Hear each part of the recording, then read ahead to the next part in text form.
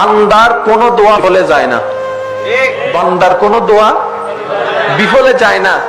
তো কি হয়, আল্লাহ দোয়াটাকে এক এক সিস্টেমে কবুল করে। অনেক সময় দেখবেন আল্লাহর অপছন্দনীয় কোন বান্দা কোনো কিছু চাইলেই আল্লাহ তাড়াতাড়ি দোয়া কবুল করে ফেলে, আবার অনেক নেককার বান্দা চাইলে আল্লাহ সহজে দেয় না। ব্যাপারটা কি, সমস্যাটা কোথায়? শুনেন, যখন কোনো পাপী বান্দা, আল্লাহর অপছন্দনীয় বান্দা আল্লাহর কাছে যখন কোনো জিনিস চায়, আল্লাহ পাক ফেরেশতাকে বলে তার দোয়া করাটা আমার পছন্দ হচ্ছে না, সে কিছু আমার কাছে চাচ্ছে এটা আমার ভালো লাগছে না, যে চা চাচ্ছে দিয়ে দে, দিয়ে দে, দিয়ে দে, তার আওয়াজ আমার শুনতে ইচ্ছা করে না, দিয়ে দে।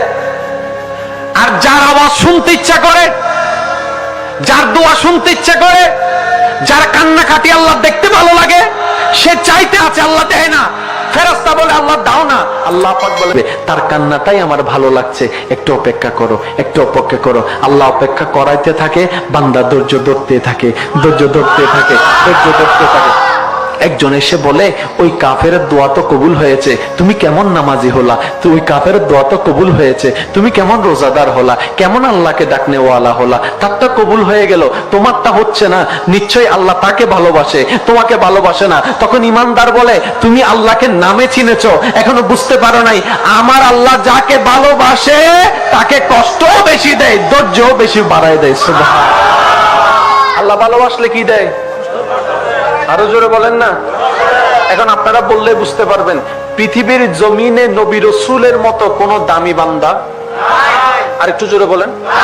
এখন একজন নবীর জীবনী দেখান যে নবীর জীবনে কষ্ট নাই। আইয়ুব আলাইহিস সালাম আল্লাহর প্রিয় নবী, কিন্তু শরীরের রোগের কারণে কষ্ট পেয়েছেন। ইউসুফ আলাইহিস সালাম আল্লাহর প্রিয় নবী, ছোটবেলায় ভাইয়েরাই ওনাকে কূপের মধ্যে ফেলে দিলেন। ইব্রাহিম আলাইহিস সালাম আল্লাহর প্রিয় নবী, নূহ আলাইহিস সালাম আল্লাহর প্রিয় নবী, যত আল্লাহর প্রিয় বান্দা আছে ঠান্ডা মাথায় একটু চিন্তা করে দেখলে দেখবেন সবার জীবনে কষ্ট আছে, সবার জীবনে বলা আছে, সবার জীবনে মুসিবত আছে। তো প্রিয় বান্দারা কি করে?